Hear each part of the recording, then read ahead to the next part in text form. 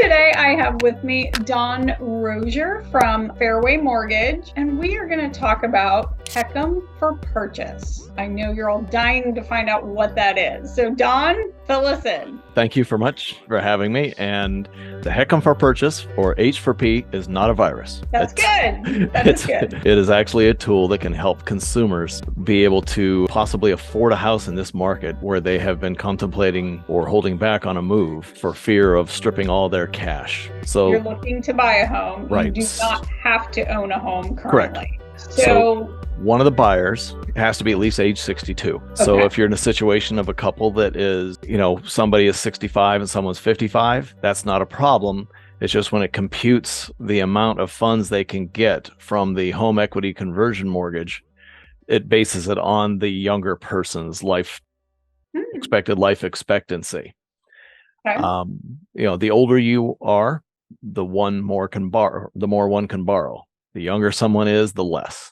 Okay. Already, I'm sure people are like, what? How does this work? And why does that matter? Good question. The home equity conversion mortgage is backed by, the Federal Housing Administration. That's important because it gives a lot of features to consumers in the sense that they actually proceed with a home and not have to make a mortgage payment if they do not elect to pay. It's optional, which is unique, and they can never owe more or have to pay more than what a house is worth. So fast forward, somebody lives a good long life. Now, if they go beyond 150, we have to redo paperwork. We might get there someday. We're not there yet. Could be. But the point being that somebody could, in a theory, live a long time in a home, not have to make a mortgage payment. And the longer they live, it's possible that the amount owed on the interest, because this is a mortgage, would be more than a house could be worth, especially if there was a major correction in a house market. Well, the good news is they aren't going to be responsible for that. That's where the FHA backing comes into play and make up the difference. So you can't ever really be underwater. Is that what I'm hearing? From a seller's perspective, that's correct. And from a realtor's perspective, it's a blessed short sale because it's backed by FHA. In theory, if someone owed $250 and the house was valued at $200, it'll be blessed because the insurance for FHA is going to back that up. All right. What else do we need to know? Because I know this is not a straightforward mortgage product where you go and just talk to a lender and they go, oh yeah, here, you're approved for X amount. How do they figure what you can actually purchase? We have calculators and that basically look at the expectation of what your home's worth and what your age is, and it computes basically how much one can borrow. So we can put this to numbers to help them understand it a little bit more. My website, my reverse website, has all kind of resources, and I'll probably share that if we're able to on this.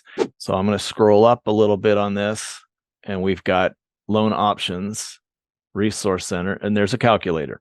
And there's all kind of information, but now we're going to, first I'd have to put in, the person's name and some information and stuff like that. That'll do it. It's part of this capturing information type thing. But since that's not taking me where I want to go, I'm actually it definitely wants us to put information in, and I'm not going to ping myself. So I'm going to resort to my mobile, and I want you to give me some numbers. So give me an idea of what you might have a customer that you're looking at right now that's a senior that's concerned about downsizing or wanting to right size. And I use that term right size because it's amazing. Our studies have shown that 32% of the people that end up changing their lifestyle and using the reverse mortgage actually went to a larger home. Well, I will say the thing that we come across is people may not want an upstairs or they don't want a bunch of stairs, but they still need closet space and they still want a place for guests and they still want something that's big enough that they don't feel like they're just cramming everything they own into a box. And all valid points. Yeah. So let's just have some numbers. We'll put it in perspective here for people. Estimated home value. I would say for most of my clients they're looking for like a nicer condo or a single family. They're probably going to be at minimum about $450,000. Okay. So I'm plugging in $450,000 purchase price. Then we look at the youngest age of that borrower. So one person had to be at least 62, as we talked about earlier. So Yep. I'm going to make it 60. And then the computation, the lender, the loan program, we factor in what we call a margin. So we're going to update that. And it says at this scenario that this customer on a $450,000 purchase can get a loan of $156,150, not be obligated to make a payment. Okay. So that would mean that their required investment would be $308,850. Let's fast forward. They're selling a house for $350,000. Okay. They've got some fees that they've got to pay from the sale. So let's say they net $325,000. They would be able to buy a $450,000 house and have some money left over. Very interesting. I'm going to say still confusing. That's understood, but it's just the concept that they're and this focus on those numbers a little bit. So the reason they only limit what somebody can borrow is they're figuring, hey, how long is this person going to live realistically that they don't have to make a mortgage payment that's accruing or increasing this loan balance? Somebody wants to make payments towards the interest and keep that balance down. That's their prerogative.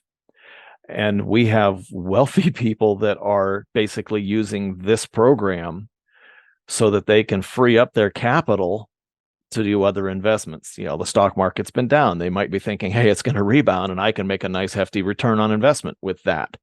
So it's like a Swiss Army knife type, this program that can be used for a lot of ways. So we're talking about the HECM for purchase. Somebody could also use it if they wanted to stay in place to help fund long-term health care, a life insurance policy to cover any of the estate inheritance taxes and things like this, in-home health care. And for others, it's supplemental income to their retirement. Sadly, back in 1983, we had a huge percentage of people that had, defined contribution type pensions. Now that number is a dramatic reduction. And a lot of people are going to be relying on whatever they might have saved heavily on their Social Security. And then lastly, whatever equity they have in their home. But as you know, Rhonda, your house, if you own it free and clear, how do you get the money out of it? Right. I mean, you're taking a home equity line or you're doing something like this, but yeah, it's just kind of stuck in there.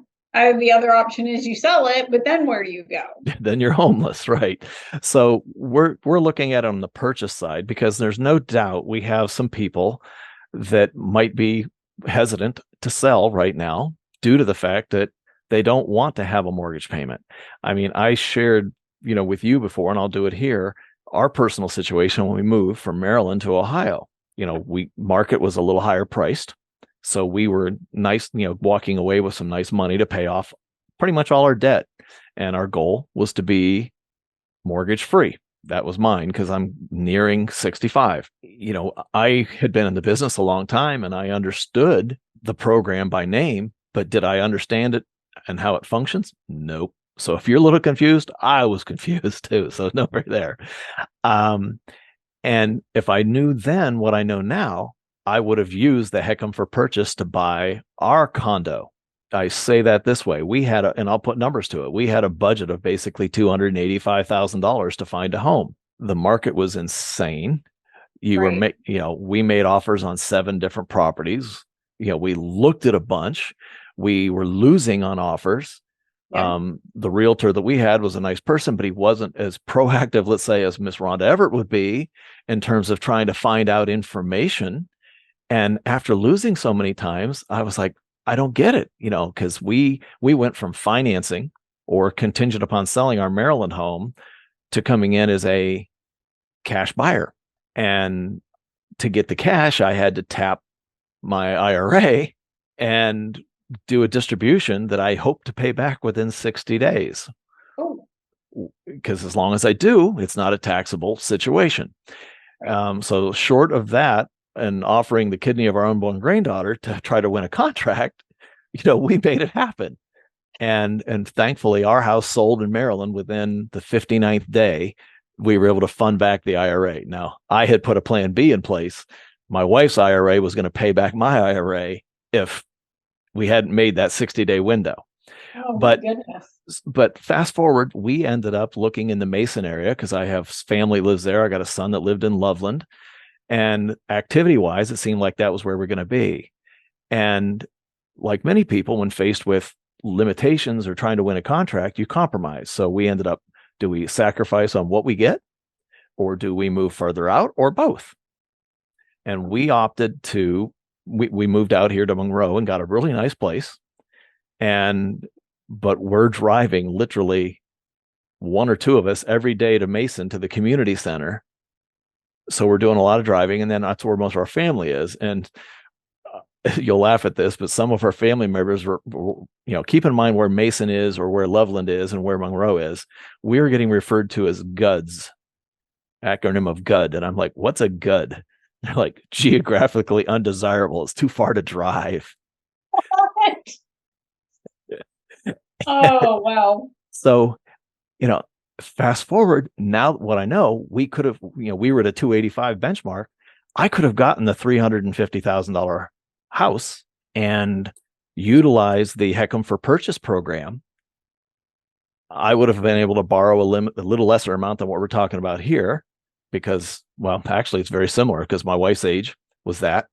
And we could have preserved $35,000 of our $285,000 in cash, been in the house in a neighborhood we wanted to be in or area, and not had a mortgage payment. Does that help you understand it a little better? I mean, I think it's, a little bit fuzzy still, and I'm sure for our viewers, they're just going to have to walk through the steps and try to figure it out. And I do think that this is really important for people to know, whether you are looking to right size, you have maybe parents or family that would also be looking to right size, and you're kind of helping them with their finances, just because I think that it's important to see all sides of it. I get that it's not always desirable to just take a big chunk of cash and plop it on a house. But also, when you don't have income, it's really hard to get a regular loan. So that is a great question in that sense too, because that brings it up. What are the qualifications? Yeah. And so the ideal thing to keep anybody, there's some myths out there behind some of these programs, but it's a deeded property, no different than any house that you buy, whether you paid cash for it or not. It's deeded, it's in your name. That person owns it. As long as they pay the property taxes and they pay the house insurance and keep the house in decent repair, that the county doesn't come out and make a noise and put petitions on the house, they can be in there forever without having to make a mortgage payment. But money accrues, so interest accrues. So if you borrowed yes, right, your mortgage balance is growing. But what also is happening over time with the house prices? Yeah, I mean, it should appreciate. Your value should appreciate. So hopefully there's still some equity there. So a nice feature with this loan program is it's a line of credit that basically people have. So on this purchase, is that, let's say they didn't take the full amount of the loan that they could have. They used some more of their cash. Okay. So in that example we were using, say they had $100,000 is all they did from their HECM mortgage. So they have $30,000 unused, let's say, in that scenario, and that appreciates, the unused balance appreciates at the same rate as what the mortgage is. So if you had a $30,000 remaining line and it's a 6% interest rate, your available limit just increased from 30,000 plus 6%. Unlike another vehicle that people could look to use, like a home equity line, where it's frozen, you can't change your dollar amount unless you get a new loan. This one changes. So if someone all of a sudden made a principal reduction or a payment towards that interest, it increases their line that's accruing. So it can be a wonderful vehicle to help, give people some flexibility. It's, and the website that I have that they'll see here when they go to look at that, it has literally, I'm dropping down through the box here, explains the reverse for purchase, which is a H for P. That's not, again, like we said, not a virus. Yeah. Resource center, calculators, articles, frequently asked questions, buyer's handbook, all these types of things, customer reviews and testimonials, and then a little bit about, where we're located at. So Fairway, who I'm affiliated with in this, finished last year as the number 3 originator in the United States of these types of loans, the HECMs. Their goal by 2025 is ambitious, is to reach, and we call it reverse 2.0. So we're taking advantage of all the changes that the laws have made to help benefit consumers and protect their rights, to where we're going to hopefully be number 1 by 2025. And they're working hard to educate the consumers, realtors, financial advisors, et cetera, on the benefits of integrating this all into the program. Well, I know that I just had some folks come up from Florida, and he had been in the finance world. And he said the last 3 homes he purchased, he did all of them this way.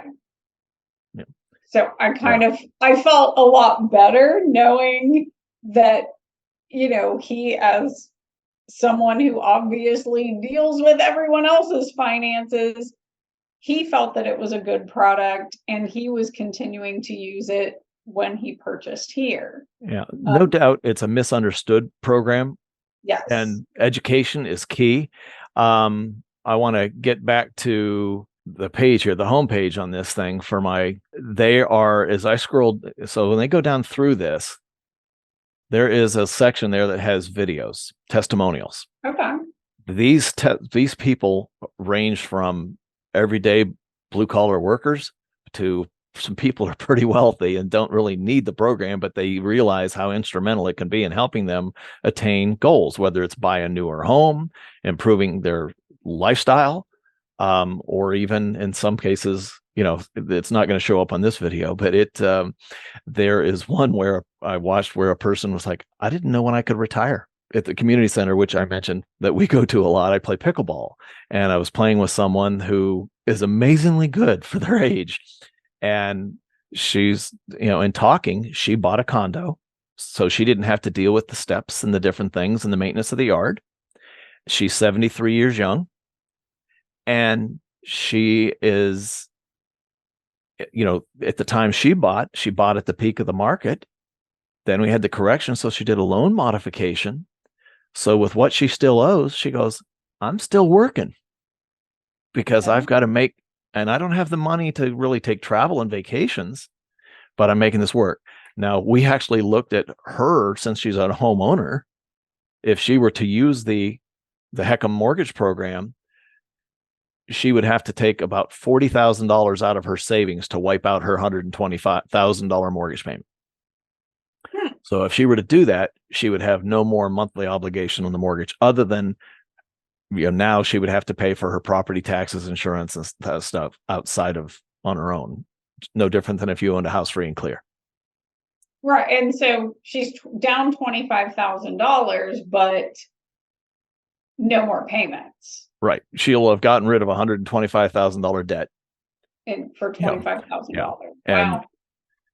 And that's what she's at now with her age, and with the, it varies by whoever, because it's all age based and looking at it and what the house value is. And it's another situation where she was thinking her house probably was worth less. And I went on to one of these AVM, appraisal valuation models, which isn't 100% accurate, but it was showing up a much higher number than what she had thought. So she was not necessarily aware of how ridiculous house prices have climbed, in that sense. But good for her. Like, she hasn't had to pay attention to anything. That's great. She just does her part-time job at Kroger. Bless her heart. Exactly. So, I mean, I'm wondering if I know her. Who knows? There's friends. a lot of Krogers around, but she's very personable and very competitive too. I'll give you that. But so from that perspective, we've touched a bit about the program, and it's cost nothing for someone to basically just, on my webpage, they'll have an ability to just go to a link and say, I want information. And it automatically will kind of give a computation as far as, hey, based on this situation, this is how much they would be able to tap through the HECM mortgage, and then how much cash they would need. And it's just an ideal, you think of my scenario that I shared, it has an opportunity to help move things along. And part of the reason we don't have inventory in this market for people to buy that's driving prices up is because of fear of, what am I stepping into, or having to go into debt when I'm in my later years, and I may not want that. Right. And unlocking that market of people who maybe are still in their 2 stories, or in a home that's way too big, or not the right thing, or the area that they really want to be in, is key to kind of getting the inventory back. So Yeah.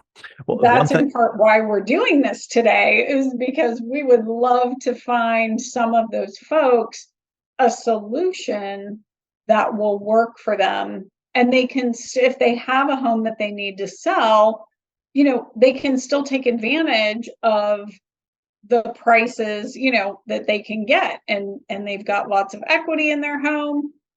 But I understand for them, it feels like a lateral move, because to get what they want, it just feels like they're not getting enough out of their house to pay for the new house, yeah, if that makes yeah, sense. it does. And, another question that some people ask is, what happens with this balance when I, in essence, pass away or I move out of the house? Right. Well, what happens to your balance if you were to sell and move from Ohio to Florida? Whatever you sell it for, you pay off you have to pay off the mortgage. And if there's not enough, you come out of pocket with it. In this particular case, there's a nice provisions where if someone were to move out of that home and, they're out for 12 months, and every year you get a questionnaire that's sent to someone that says, is this still your primary residence that you're occupying? And if it's not, then it's going to trigger a sale proceed that basically has to be done within a payoff of the mortgage within a 6-month window. If someone has so much stuff, let's say, accumulated over the years of living somewhere, and they need more time, they can file for up to 2 extensions for another 6 months. Oh, wow. So that gives some leeway. One of our fellow colleagues that I work with, that's what happened with his parents' home. In that essence, they were going to sell it. Then they decided and said, gee, this house is worth so much money, and we have some other things we can do with it. They opted to retain it. And what they ended up doing was they paid off the mortgage is what they did. And, and that was their prerogative in that sense, because what was owed was far less than what the house was worth. Okay. In their sense. And they took months to, clean it out, and rid themselves of some of those things. So that's one of those thoughts. So let's just look at, so husband passes away, spouse is still in the home. She gets to stay mortgage free as long as she maintains the taxes and insurance and keeps the house in decent repair where the county's not going to do something to cause a flag. She can live there as long as she wants to. When she ultimately vacates, then at that point, that's when someone has to look to sell.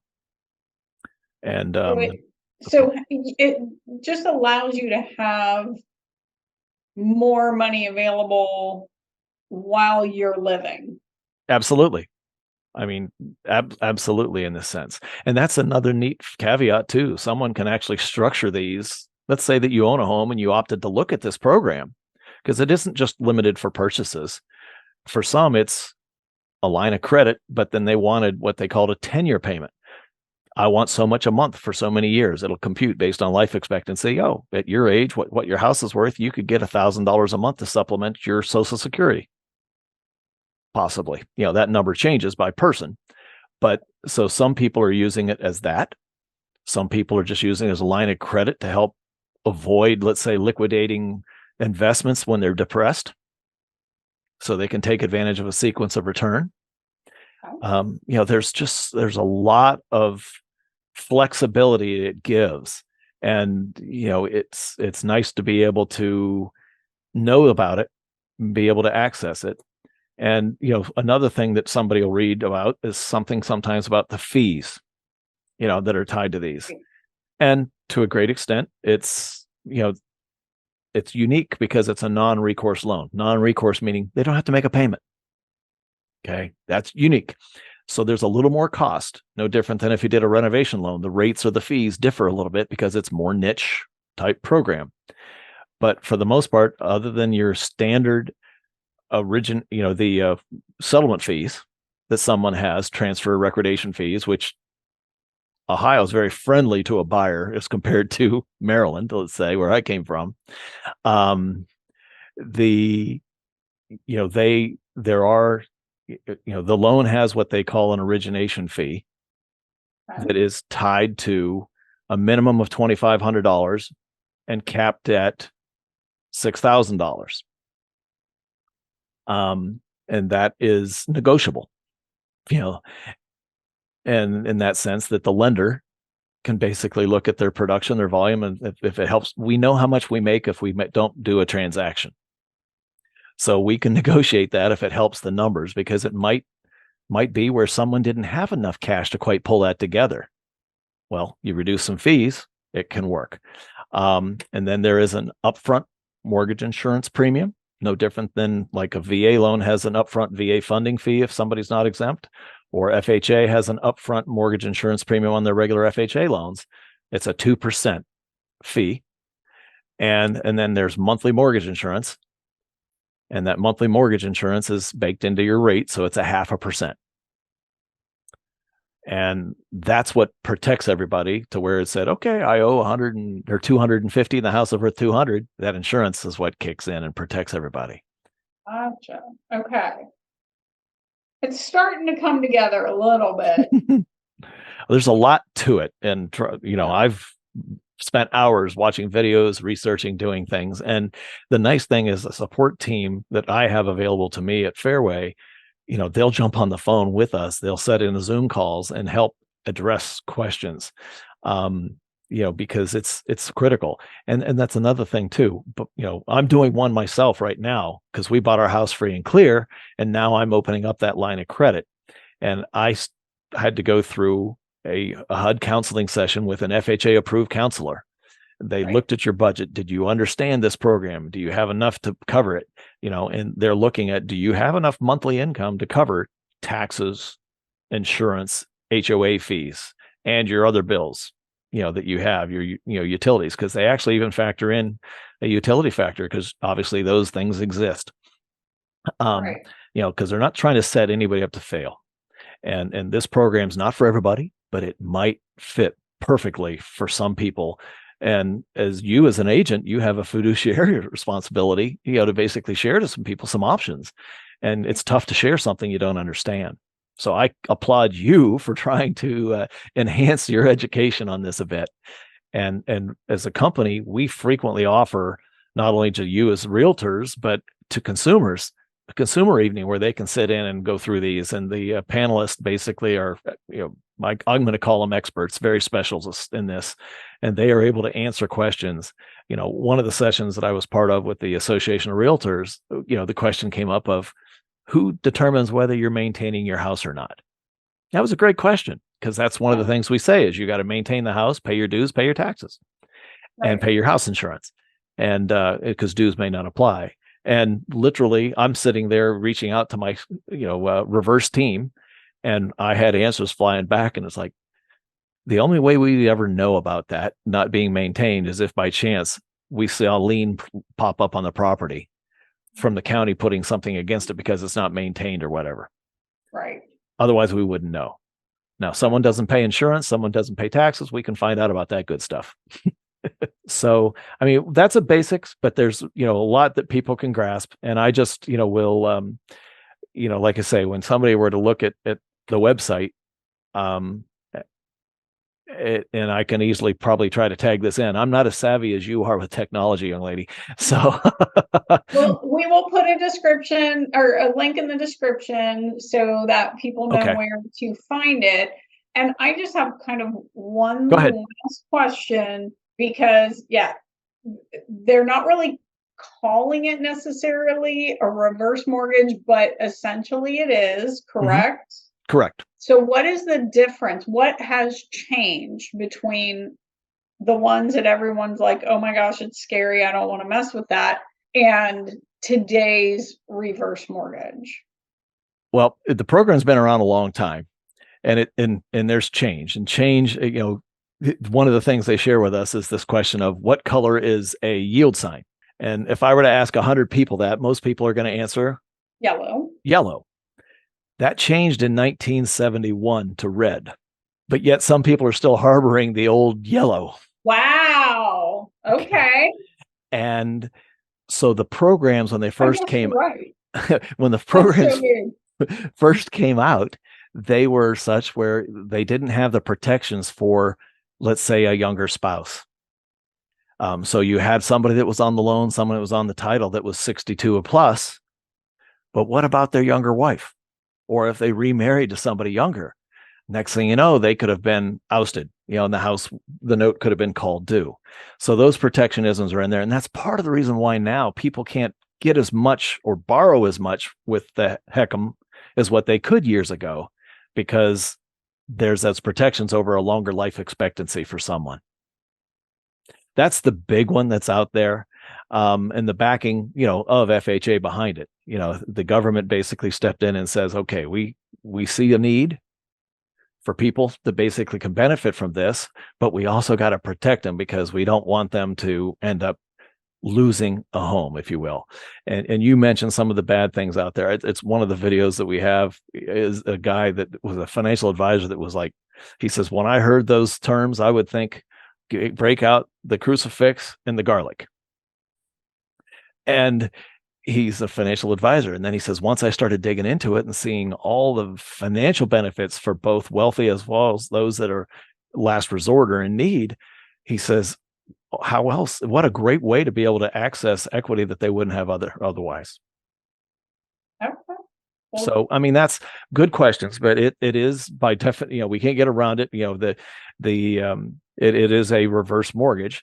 And it's kind of funny when you think of what's the difference between a reverse and a forward mortgage? Well, a forward mortgage, you make monthly payments against your interest and your principal. Okay. You have to. It's not an election to say, I don't want to. On a reverse, you're not paying towards principal. You're not paying towards interest unless you want to. So if you all of a sudden made a big payment, first it goes towards the interest, then goes towards the principal balance. Okay. That's the way they apply it, as opposed to applying extra towards principal. It goes directly towards interest. And it's there. The interest rates are variable. So right now we're on the high end of the spectrum. We're basically sitting on a 6%, 6.25% rate, for most people. And that's probably going to go down as finally when inflation stabilizes and Fed cuts those rates, we'll see those rates drop again. But for the most part, we're lower on a HECM mortgage rate right now than we are on a traditional conventional mortgage. So one last question. On many like HELOCs, just regular home equity line of credit, those are all interest only. When if you were to see, I don't know, a statement or, if you have a bill for your HECM, is it going to be principal and interest, or is it just going to be interest? Interest would show as accruing. There is a statement, I believe there is, but yeah. So, and on your equity line, as you mentioned it, if it was set up as interest only, typically that only has a period of like 10 years. Correct. And then it converts to principal and interest over a very short window, which is a hefty payment. And if you're a senior, you're probably not looking for a hefty payment at that stage of life in that sense. And another, I haven't heard as much of this lately, but a few months ago when everybody was fearing the market, the media kind of blows things like the market's going to have a big correction, house prices are going to drop. Well, we haven't seen that happen, and they've been wrong for like 6 years on that forecast. But some banks literally froze people's lines of credit. So you might have happened. That happened to me when I took out a HELOC in early 2008 or late 2007. Yeah. Because they're like, well, now you're underwater. We can't give you any more credit, which made sense. Yeah. Well, but fast forward, they've been thinking. So here in the case, they're thinking you might have a correction in the market. The bank doesn't want to. And really where this came to play was when some of these banks started having some issues here recently out in the West Coast. Right. You saw real quickly there some banks that sit there and say, okay, we're going to freeze your line of credit. So let's say Rhonda had $100,000 line of credit and only used 30 of it. You no Yeah. longer can tap the other 70. Right. Not If an you issue with want. the HECM. You've got Okay. your line unused balance. You can go use it. It's protected with the insurance of the, FHA. There you go. I love All it. righty. And you can always pay principal. You can make a regular payment if that's what you want to do. Yep. So that doesn't accrue. That's correct. Right. Okay. Yep. Absolutely. And again, it's applied towards interest first before it goes towards principal. Gotcha. So if you had a $30,000 loan, mine's going to be 35,000 because we're doing one right now. My line of credit's 108,000. Well, it might be a little different based on what the interest rate is when it finally gets finalized, but it gives you an idea that I'm going to have a line of credit of roughly 70 grand left over. If I go a year, that 30,000 has accrued interest on that. If I make a big old payment against it, it's going against the interest first before it reduces the principal. I do feel like you need someone who understands numbers to kind of be in your corner and help you if this is something you want to do. Just because I've heard this about 3 or 4 times now, and I still am like, I generally get it, but it's very surface level stuff. Yeah. So folks, if you're struggling, it's all right. Yes. But just hang in there. And I'm sure that Don would be happy to meet with you and help you kind of walk through it all. And then again, if you have a financial planner or, your kids or whatever, anybody Correct. that could assist in just kind of taking a look and making sure that this is a good plan for you. So I think that's really important. It may not be the best choice for everyone, but if it's something that seems like a good thing that will help you get to where you need to go, Yeah, let's just absolutely. And you walk made a through the big, steps. you made a big comment there, Rhonda, in terms of a lot of times we'll involve children in with the parents as they're evaluating this. I mean, let's think about it. I mean, a lot of the parents are like, what's going to happen to this equity in this house that's paid off down the road? Right. It's going to go to the kids eventually. That's the thought. And, they're not going to move into the house. Very few do. And most are going to sell, and then they're going to fight over how do you split up the equity in that sense. The amazing thing with the financial advisors on this is for some people, they found that by using the funds available from the home equity conversion mortgage, the HECM, they are able to preserve their bucket of their investments, which are appreciating at a higher rate and actually passing more wealth on to someone than what the house was doing. And historically, houses have appreciated at what rate? 4 to 5%. Yeah, not these unheard of numbers we've seen the last few years. Not the 18 to 25%. Yeah, got it. All righty. Also, I appreciate your time, Miss Rhonda. And anybody that has any questions, there's no obligation. There's no cost to do anything on this space. It's all this fact finding can be found out and explanations and the resources available to anybody. If they opt to pursue it, like I'm doing, then at that point, then you've got to give some documentation and get an appraisal and, prove that you're worthy to be able to pay those, obligations, taxes, insurance, et cetera. So it's pretty flexible in that sense. And as far as a credit aspect, that's not a big thing, in that sense. The big component here is you got a home, you've got a lot of equity, and you're 62 years old. All righty. Don, thank you so much. All right. Thank you. And folks, we will see you next time. God bless. Take care.